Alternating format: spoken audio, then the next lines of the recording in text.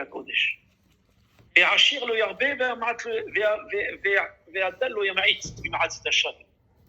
C'est-à-dire que le riche ne donne pas plus et le pauvre ne donne pas moins. Ça veut dire quoi? Ça veut dire que ma responsabilité est que je vais investir chez l'autre. Mais je vais garder quand même 50% pour lui. Je veux qu'il s'associe à moi.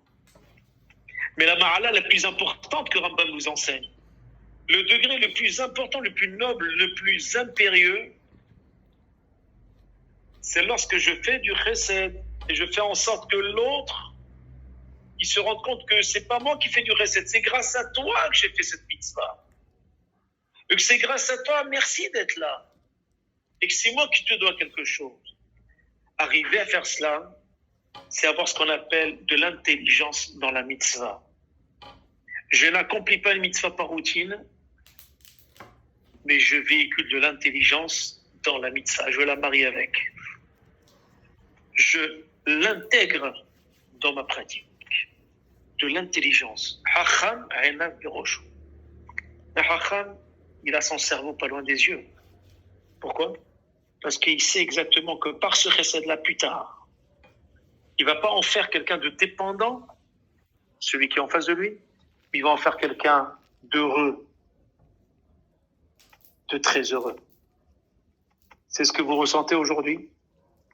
C'est ce que je ressentais à travers les dires et ce qu'a écrit Raquel pendant ces jours-là. Et c'est ce que je ressens aujourd'hui. C'est ce qu'on appelle, d'après le Rambam, chesed shel emet. Un vrai chesed. Un vrai chesed sans rien avoir autour, tout simplement parce qu'on aime les autres, parce qu'on veut leur donner, parce qu'on veut partager. Ça, chers amis, c'est cela Pessah.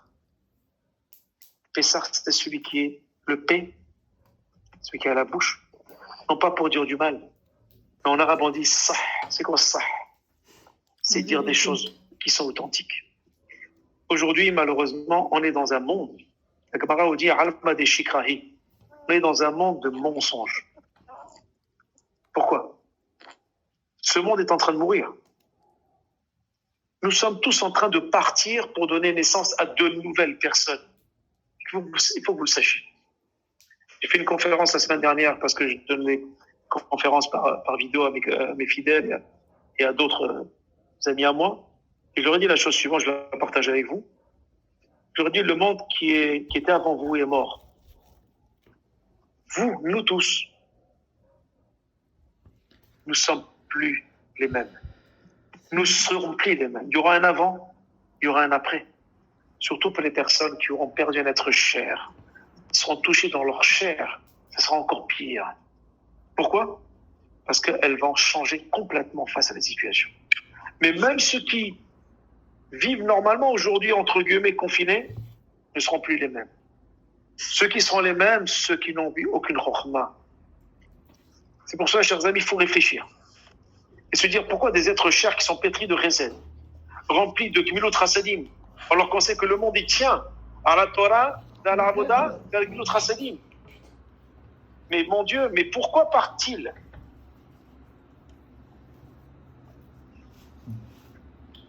Le roi Salomon nous explique, Shlomo HaMelech Bechokmato, il nous dit la chose suivante.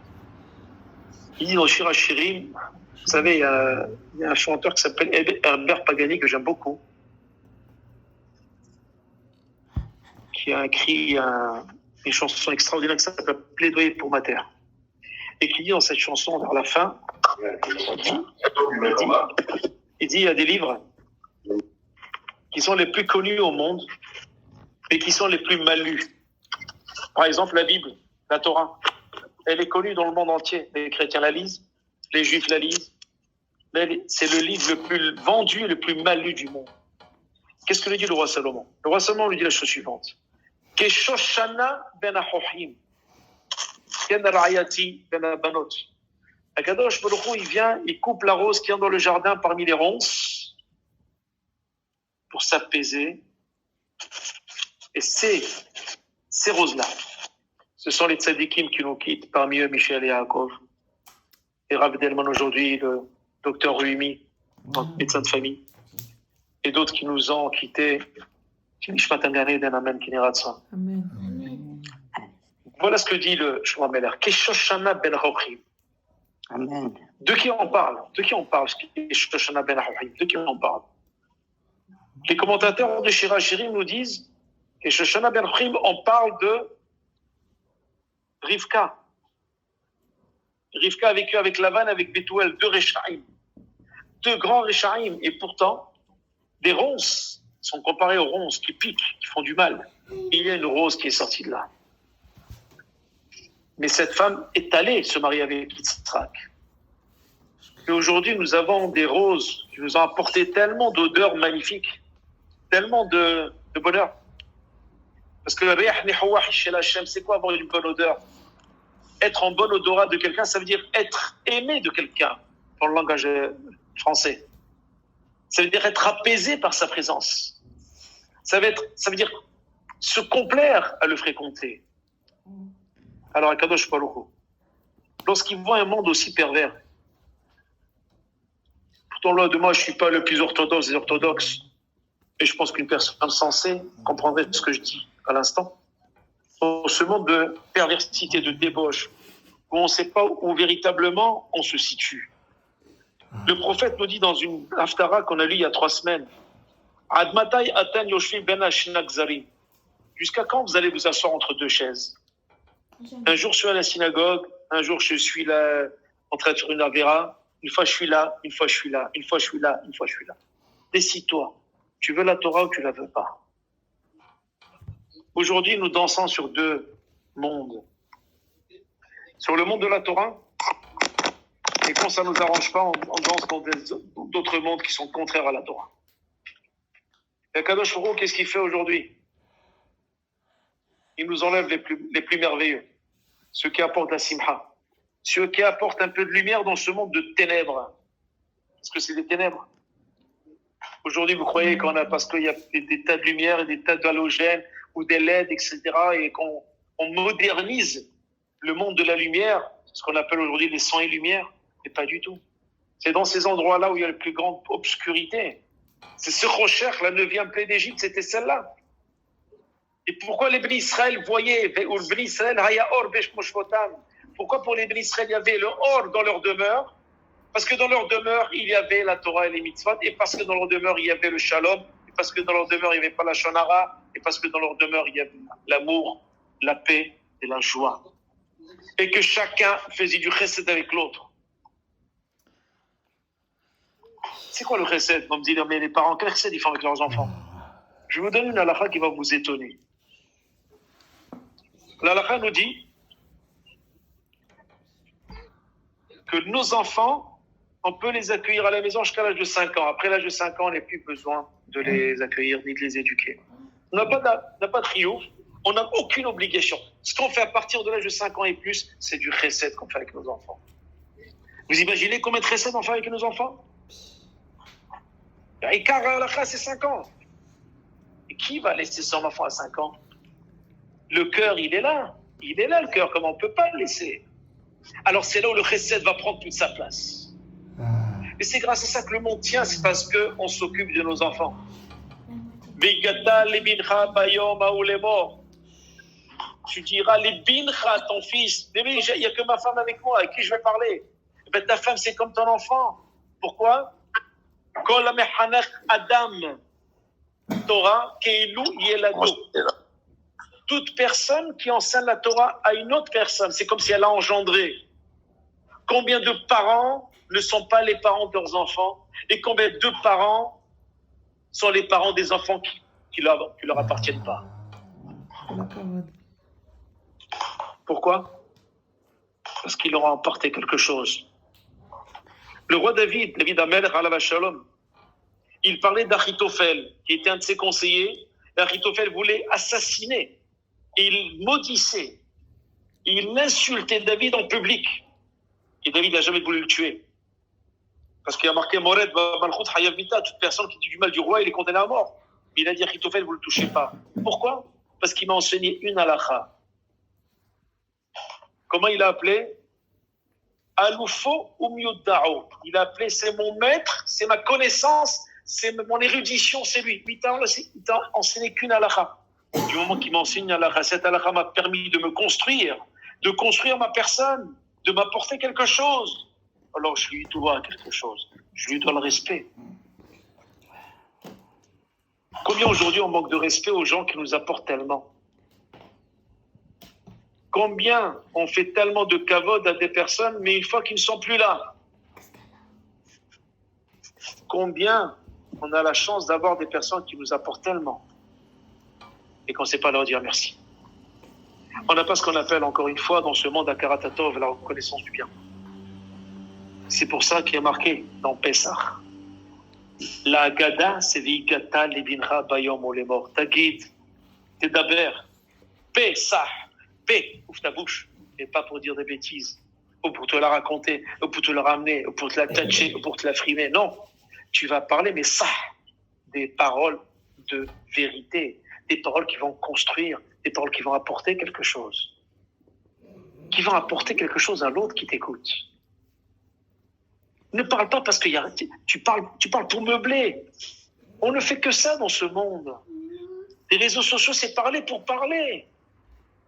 On en a besoin. La preuve ce soir, pour véhiculer la Torah. Et heureusement, c'est bien, à bon escient. Mais lorsqu'on n'a rien à dire, qu'est-ce que dit Rabbi Shimon ben Gamliel? Deuxième Mishnah de Avot.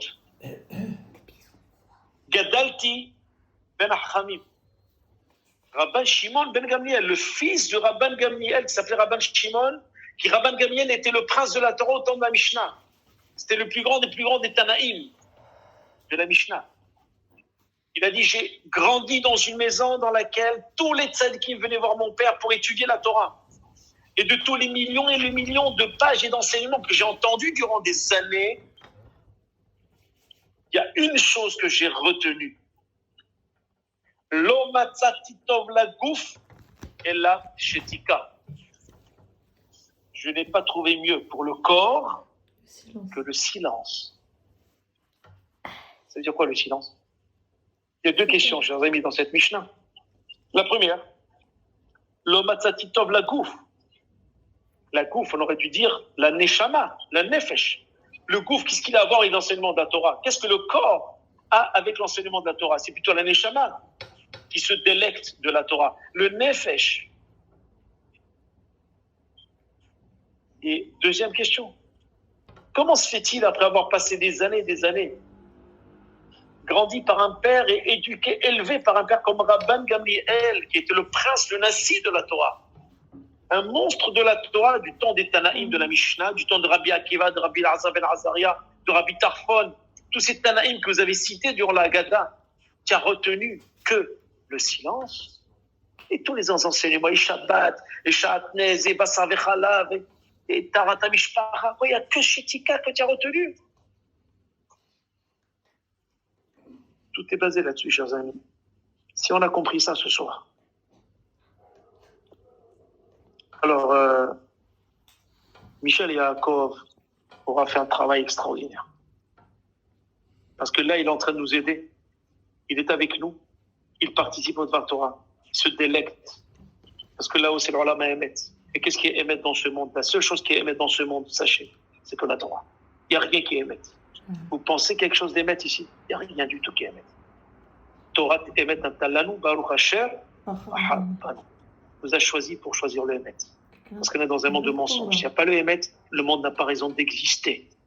Donc il est là pour écouter. Alors je réponds aux deux questions. Pourquoi la gouffe?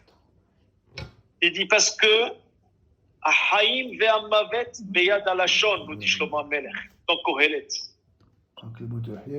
La vie et la mort sont entre les mains de ta langue.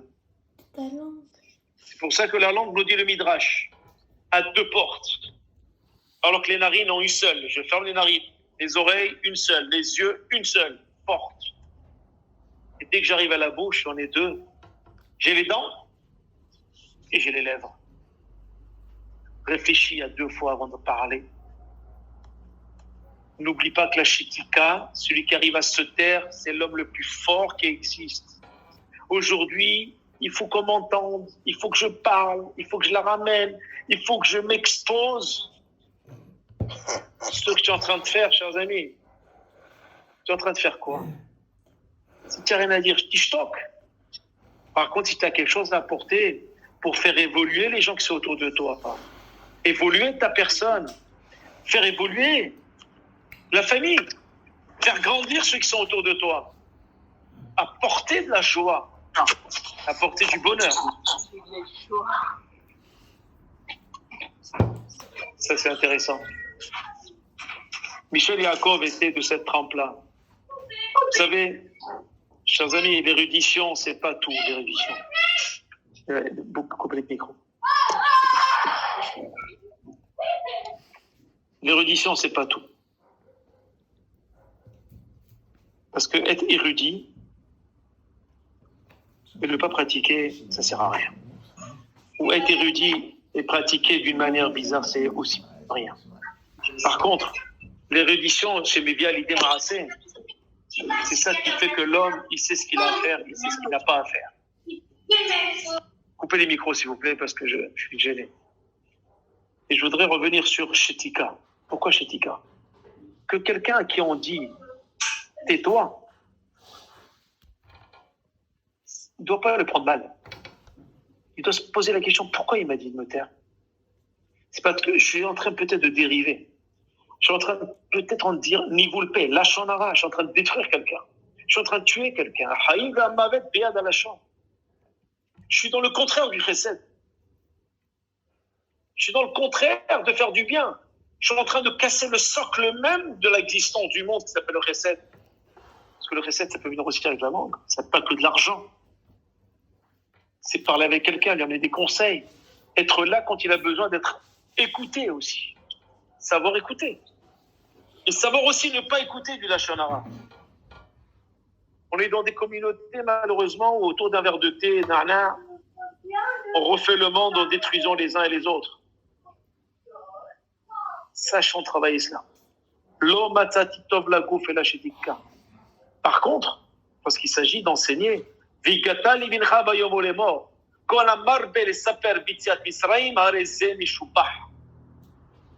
là, il faut véritablement prolonger la sortie d'Égypte, prolonger l'histoire. Toute la nuit, raconter l'histoire de la sortie d'Égypte. Parlez tant que vous voulez. Pourquoi? Parce que vous apportez des barachot au monde. Vous êtes en train de construire des personnes autour. Même Rabbi Tarfon, Rabbi Arzami Arzal, Rabbi Akiva, ils ont toute la nuit, ils ont étudié.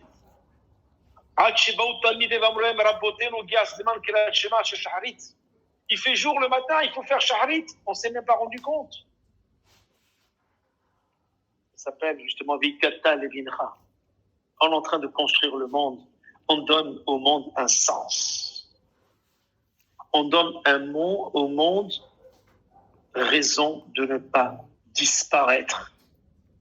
Parce qu'aujourd'hui, le monde est en train de disparaître. Ok, Kakadosh Baruch Hu, il a juré, certes, de ne pas envoyer le déluge, certes. On le voit dans l'arc-en-ciel. Les goïms, eux, ils font un vœu, parce que pour eux, c'est extraordinaire. Nous, dès qu'on voit l'arc-en-ciel, on devrait dire Hatan ou Avinu. C'est pas bon. C'est pas bon. C'est de Kakadosh Baruch Hu verra Ra'a et Keshet. Dès qu'il mettra le Keshet, dès qu'il mettra justement l'arc-en-ciel, ça veut dire qu'il aurait dû envoyer le déluge. Mais il ne le fait pas parce qu'il a juré. Chers amis, dans cette période-là, difficile, où tout le monde est obligé de se taire, où tout le monde est obligé de je ferai un petit jeu de mots, de se terrer, comme les petits lapins, parce qu'on a peur d'un virus invisible qui fait nanomètres, quelques nanomètres, qui tue et qui dévaste le monde, qui enferme des personnes qui se croyaient suffisants, qui sont devenus tellement insuffisants aujourd'hui face à eux-mêmes et face à la grandeur des Kadosh Baruch Hu. Des gens qui ont tellement cru à l'argent, aux femmes, à leur immobilier, à leur mobilier.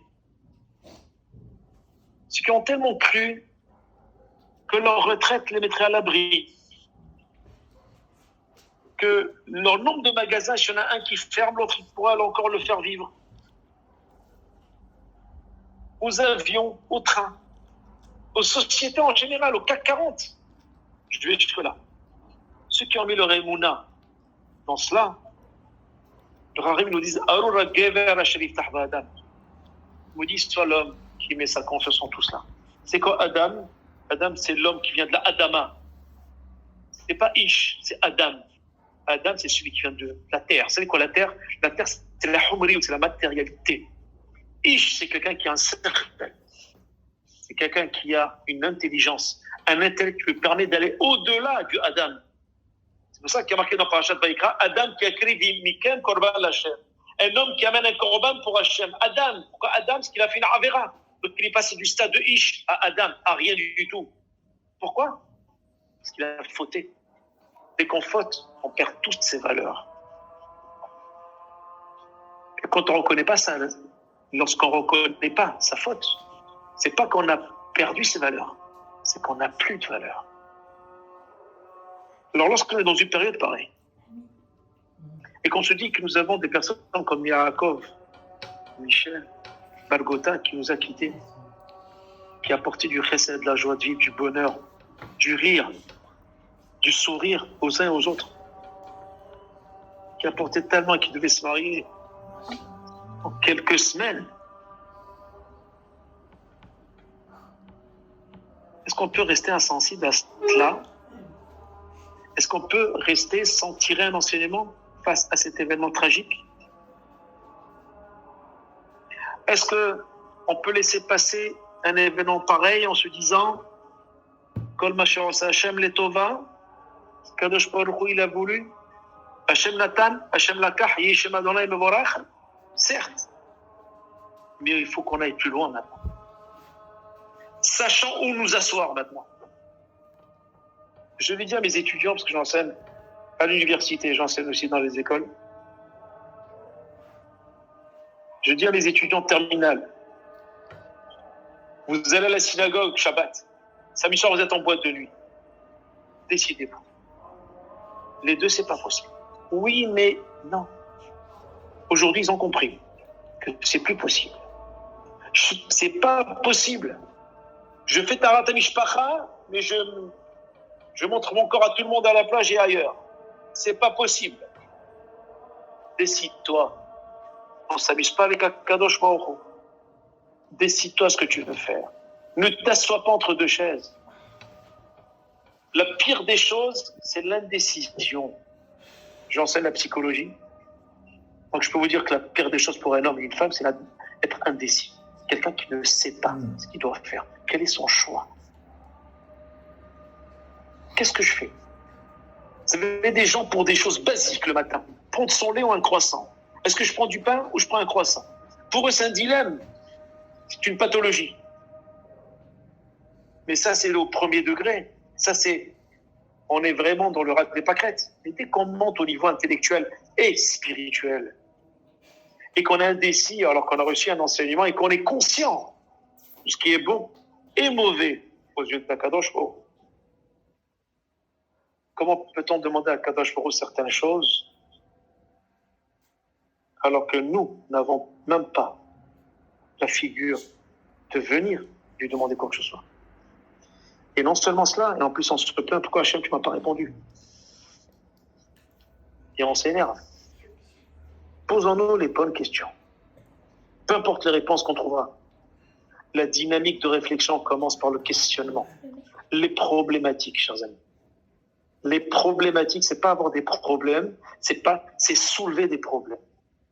Avoir et soulever, c'est pas la même chose. Quand je soulève un problème, ça veut dire que je sais qu'il y a un problème. Comment je vais gérer? Peu importe. Mais je sais qu'il y a un problème. Donc, compte tenu de la situation, je sais que j'ai un problème. Si j'ai un problème, donc je deviens humble face à ce problème. Et si je suis humble, alors je serai à la recherche de la solution. Si je ne la trouve pas, cette solution, parce que je vais tendre vers cette solution, j'y arriverai pas. C'est comme une asymptote en mathématiques. Vous savez, vous connaissez, on a tous fait des maths. L'asymptote, elle va vers l'infini, elle ne touche jamais l'infini. Même si je ne touche pas l'infini. Je ne touche pas. Et je laisserai mon travail à mes enfants à continuer. Parce que marqué dans la Gemara, En Adam, Chai Ba'olam Hazeh, V'chatzita avotav bakarito. Il n'y a aucune personne qui a pu vivre dans ce monde et elle a pu faire 50% de ce qu'elle avait envie de faire dans ce monde. C'est pas possible. On laisse à nos enfants. Laissons-leur quelque chose de positif. Laissons-leur un bon exemple. Ne leur laissons pas le doute et l'indécision. Ne les mettons pas en situation de difficulté. Ne leur donnons pas le mauvais exemple de celui qui est un peu là et un peu là. Non, donne-leur l'exemple de vérité. Parce que par cela, ils seront les plus heureux.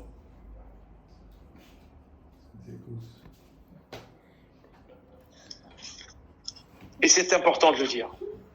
Parce que si je veux donner du bonheur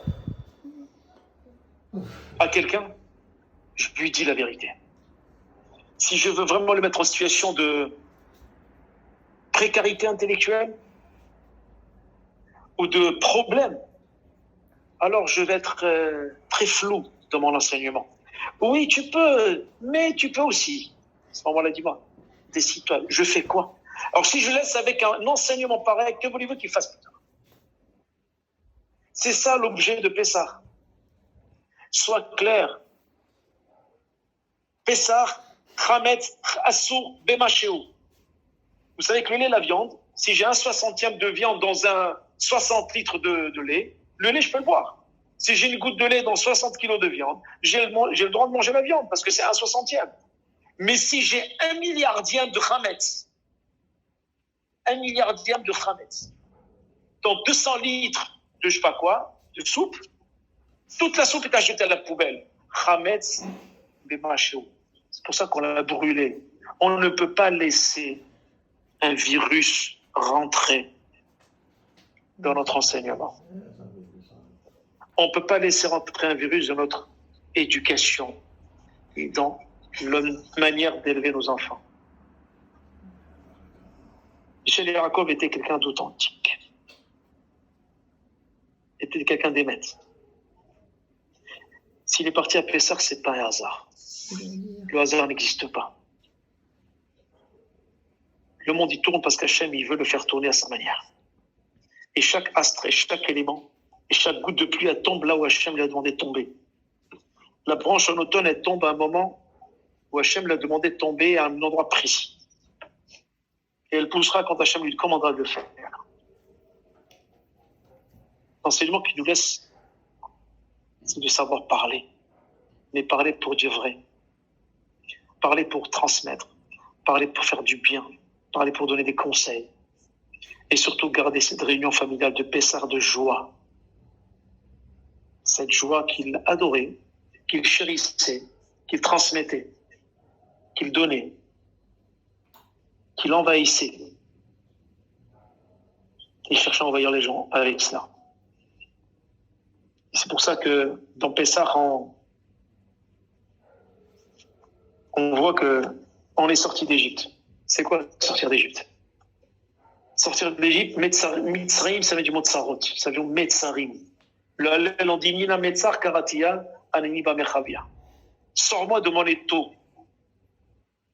Et là, je m'adresse aux êtres chers, qui sont très proches de Michel Yaakov. Vous vous sentez aujourd'hui dans un étau, dans une impasse. Vous n'arrivez pas à voir le lendemain. C'est normal. On vous demande de ne pas être malheureux parce que c'est fait. On vous demande de ne pas faire de espède. J'en ai fait un petit peu, mais je suis rentré un peu dans la Dvar Torah parce que je n'ai pas le droit trop de faire des espédives. Mais ça rentre dans le cadre de Veigata Livincha. Donc on rentre ça dans le cadre de la Torah. On n'a même pas le droit de dire un espède. Parce que c'est Pessah. C'est Yom, c'est Chol c'est-à-dire que Michel Yaakov n'a pas voulu laisser qui que ce soit s'attrister. Même le jour de son départ, il est parti juste avant Bdikat Hametz.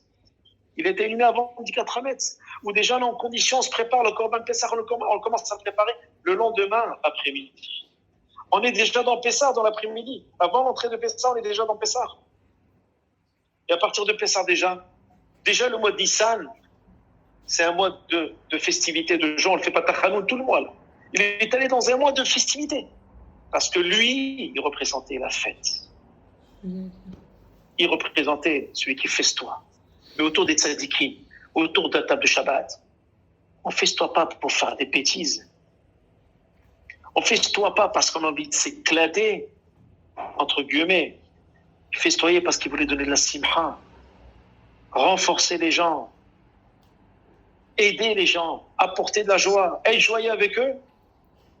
Et c'est cela qui était Michel et Yaakov. Si ce soir on arrive à chacun et chacune ensemble à prendre avec soi un enseignement de ce Dvar Torah, ou bien une qualité de Michel et Yaakov, ou bien un moment, une petite anecdote, pour essayer de faire en sorte de l'intégrer dans vos vies personnelles, alors il va vivre dans votre cœur. Lui qui avait un grand cœur, il a de la place pour vous tous. Et je suis sûr là où il se trouve. Maintenant, devant Tahat Kalfa Shrina, sous les ailes protectrices d'Akadosh Baruch Hu, il est en train de prier. Il est en train de nous écouter. Il est en train d'apporter beaucoup de consolation à toi, Raquel, tes enfants, à toute la famille. Je ne connais pas, mais j'inclus tout le monde, de près ou de loin. Vous apportez la sérénité, qui soit une source de bénédiction pour vous tous, pour nous tous.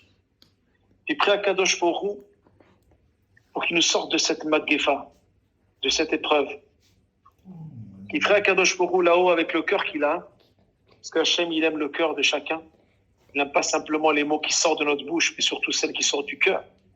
Mais lui, qui avait un grand cœur, qui puisse sensibiliser à Kadosh Baruch Hu pour vous aider, pour nous aider à sortir de cette oppression permanente qui nous permet même pas de vivre, qui nous permet pas de réfléchir, qui nous permet même pas de faire certaines choses. Des fois, on est assis, on sait pas quoi faire. Pourquoi on est assis là? Et qu'est-ce qu'on fait? On le sait pas. Psychologiquement parlant, c'est normal. C'est tellement effet indésirable et des effets qui sont secondaires à ce que nous vivons aujourd'hui. C'est pour cela que je terminerai ce Dvar Torah en disant ce que dit Rabbi Elazar ben Azaria dans la Haggadah. J'ai eu très peu de temps pour préparer. C'est grâce à Moshe Yaakov que j'arrive à faire les choses comme il se doit, pas sans route. Si vous permettez, j'aimerais avoir une pensée pour Rabbi Shalom Edelman, qui était mon maître, le docteur Rumi, Harry Perret, sa maman, tous ceux qui nous ont quittés, on les associe. Son cœur était assez grand pour que lui aussi les associe avec lui là-haut. Je suis sûr qu'ils sont ensemble. Il a marqué le Bilazar ben Azaria, il a voulu dire que il a dit les jours de ta vie, c'est Hayamim. Lorsqu'on dit les jours, lorsqu'on dit Kol Yemei Hayecha, c'est même les nuits. Il a fallu, personne ne l'a cru, il a fallu qu'il ait 18 rangées de barbe blanche alors qu'il avait 18 ans. Pour que, et encore on l'avait pas écouté. Racha Ben Zoma. Ben Zoma ne s'appelle pas Rabbi. Pourquoi? Parce qu'il était jeune. Pourquoi tout cela? Il dit parce que Yemei Hayecha Olam Hazeh, les jours de ta vie, tu penses que ta vie, elle est longue. Non, ta vie n'est pas longue. Tu penses que les jours et les heures tu peux les dominer, les maîtriser. Non. Parce que ça, c'est Olam Hazeh. Yemei Hayecha, c'est Olam Hazeh, c'est ce monde. C'est ce monde. Tu crois que ce monde-là, tu l'as? Mais non. Heref Aïn, la Gemara a dit, Yamav Ketzel Over. Mazé Ketzel Over, Ketzilo Shel Tzipo. La vie de l'homme, elle passe comme son ombre. Et la Gemara va plus vite et dit, elle n'est pas passée comme son ombre. Elle passe comme l'ombre d'un oiseau qui vole au-dessus de moi. Ça veut dire quoi? Le Ikar, nous dit Rabbi Elazar ben Azaria, c'est Kol Yemei Hayecha. Remplir sa vie avec Kol. Yemei Hayecha, tu vis ta vie, c'est bien. Mais mets de la consistance dans ta vie. Kol, mets du Kol. Kol, c'est avec Kaf. Si on met un Kouf, Kol, c'est quoi Kol? C'est la voix, mets de la voix. Mais pas pour dire des bêtises. En Kol et la Tfila. A Kol Kol Yaakov. C'est la voie de Yaakov. C'est de la tfila, Yoshev Ohalim, l'étude. C'est ça, Kol Yemei Chayera. Et si on est dans Kol Yemei Chayera, c'est la vie des Yemot HaMashiach. C'est grâce à cela qu'on méritera Yemot HaMashiach. Mettons de la consistance dans notre vie. Voilà ce que nous enseigne la Rabbi Elazar ben Azaria. Remplissons nos vies. Avram Zaken Baba Yamim. Avram, lorsqu'il est venu devant Kadosh Baruch Hu, il est venu avec ses jours. Michel, Yaakov, il est venu devant Kadosh Baruch Hu avec ses jours. Certes, il est parti à la fleur de l'âge, mais il a une consistance dans ses jours. Je terminerai par une petite histoire. Si vous me permettez, j'espère ne pas être trop long pour vous. Non. Une histoire extraordinaire qu'il y a, c'est un Midrash. Il y avait un rave qui devait prendre un poste de rave dans une communauté. Alors le président, il accueille ce rave. Il lui dit, venez, monsieur le rabbin, on est intéressé par votre candidature. Mais tout d'abord, je voudrais d'abord vous faire visiter les lieux qu'un rabbin doit connaître. C'est-à-dire le consistoire, l'abattoir, la shrita, Hevra Kadisha et le cimetière. Pour que vous fassiez connaissance avec tous ces secteurs d'activité d'un rabbin. Voilà qu'ils se vont visiter le consistoire, c'est parfait. Les bureaux, les synagogues, les bâtis midrashot, les kolélim, parfait. Il arrive au cimetière, il lui dit voilà le cimetière. Il regarde quelque chose qui l'a étonné. Il voyait que dans toutes les tombes, les gens, ils marquaient les dates de naissance et les dates de décès. Le maximum, c'est celui qui est mort le plus vieux dans tout ce cimetière, avait 10 ans, entre 9 et 10 ans. Là, ici, 5 ans, l'autre 4 ans, l'autre 3 ans, l'autre 9 ans. Le plus vieux était celui qui avait 10 ans. Il a eu peur. Il a dit, qu'est-ce qui se passe dans cette... C'est Eretz Ochelet Yoshvea ou quoi? Ça veut dire quoi? C'est un pays, c'est une ville qui avale ses habitants très tôt. Ils meurent très tôt ici. Qu'est-ce qui se passe?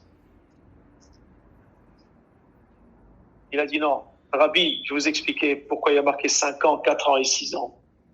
Il a dit, cet homme-là, il a vécu 90 ans, mais il a marqué 5 ans ici dans son kever. Je lui dis, pourquoi il a marqué 5 ans? Et il dit, parce que sur les 90 ans, sa consistance de Avodat Hashem, c'est 5 ans. C'est-à-dire que Yemei Hayecha, à Olam Hazeh, il avait 80 ans, ou 90 ans, ou 70 ans. Mais il a rempli ses jours en tout 5 ans. L'autre 3 ans, l'autre 10 ans, l'autre un peu plus. Voilà ce qui s'est passé. Il a compris que la vie, c'est de la consistance. Remplir ses jours, ne pas perdre son temps. Chaque minute qui passe ne reviendra jamais. Chaque heure qui passe ne reviendra jamais. Et nous, on regarde la montre, on dit, oh là là, mais c'est quand que ça va passer? Depuis quand? Quand je t'a donné des minutes, des secondes. Et toi, tu attends, et il n'est pas encore là. Mais c'est quand que ça va arriver? Comment ça va arriver? Bon, chaque minute qui passe, c'est des minutes en moins. Remplis-les de quelque chose. Fais un télim, fais étudier, fais quelque chose. Fais du chesed. Michel Yaakov était comme ça. Il a rempli ses jours. Et il a consistance. Beaucoup de consistance. C'est pas l'érudition qui compte, c'est ce qu'on fait de sa vie.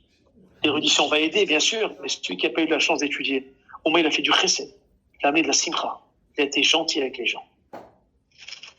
Aujourd'hui, d'être gentil, c'est quelque chose d'extraordinaire. Comme son nom l'indique, extraordinaire. Parce qu'on est dans tellement d'un monde qui est tordu que quand on est gentil, c'est quelque chose d'extraordinaire. Alors que ça devrait être normal et naturel.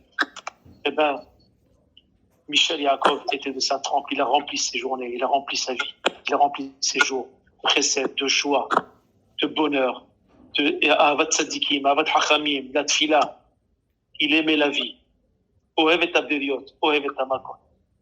Il aimait les gens, il aimait Akadosh Baruch Hu. C'est pour ça qu'il est marqué Amakom et Lachem Etrem. Pourquoi il y a marqué Amakom? Akadosh Baruch Hu, on l'appelle Makom. Pourquoi Makom? L'endroit va vous consoler. Pourquoi il y a marqué l'endroit va vous consoler? Parce que l'endroit, il se trouve, il n'y est plus. Donc son absence va être dans le Makom qui n'est plus là. Alors que la plante, que sa absence, c'est Naham et Akadosh Baruch Hu qui va remplir ce makom à sa place. Donc, Akadosh Baruch Hu, il sera là pour remplir le makom que Michel a laissé. Pour remplir ce makom-là et pour vous apporter la consolation. la sérénité, la joie de continuer sur son tracé, sur son message, sur sa vie, sur ce qu'il était. Il a rempli sa vie. Tini Shpato Gan Aeden, Amen, Kenny Ratson, que son souvenir soit source de bénédiction pour toute sa famille, pour l'ensemble de la communauté de Casablanca, de la communauté israélite du monde entier, du Olam Kullo, qui nous apporte la santé, la joie, et surtout, Al-Fwa Shlema, à tous les malades, et beaucoup de Rahamim à ceux qui ont perdu un être cher, qui Hachem vous bénisse et vous protège. Amen. Amen. Merci beaucoup, Yehuda. Merci beaucoup. Avec plaisir, Raquel. C'était super.